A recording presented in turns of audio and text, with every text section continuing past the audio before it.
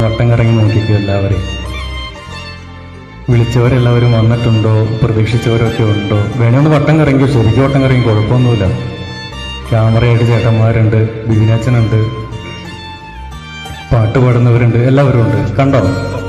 ഇരുന്നു. ഇതെന്തിനാ എഴുന്നേപ്പിച്ചെന്ന് മനസ്സിലായോ? സാക്ഷികളാവാൻ വേണ്ടിയിട്ടല്ല, വേറെ കാര്യം പറയാനാ. എന്തിനാണെന്ന് വെച്ചാൽ ഇന്നും വരെയും നിങ്ങളുടെ ജീവിതത്തിൽ മാതാപിതാക്കളുണ്ടായിരുന്നു, കൂട്ടുകാരുണ്ടായിരുന്നു, സുഹൃത്തുക്കൾ, അതുപോലെ ബന്ധുമിത്രങ്ങൾ, ഇവരെല്ലാവരും ഉണ്ടായിരുന്നു.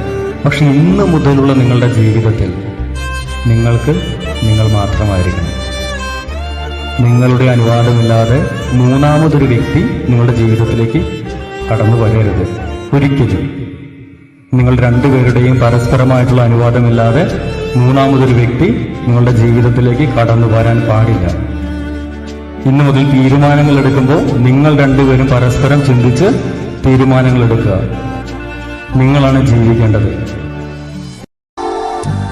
ഏതു കരിരാവിലും ഒരു ചെറു കസവിടത്തുന്നും കിരണമേ, ഈ ഹൃദയവാതിലും പഴുതിലും ഒഴുകി വരൂ.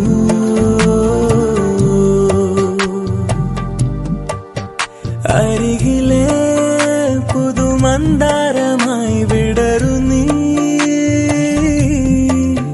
പുണരുവാൻ കൊതി തോന്നുന്നൊരീ പുലരിയിൽ അങ്ങിങ്ങോ നിൻ പൊൻപീലി മിന്നുന്നുവോ,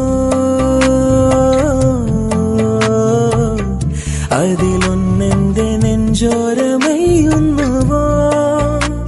ഉണർന്നു ഞാൻ ഏതു കരിരാവിലും ഒരു ചെറു കസവിടത്തുന്നും കിരണമേ, ഈ ഹൃദയവാതിലും പഴുതിലും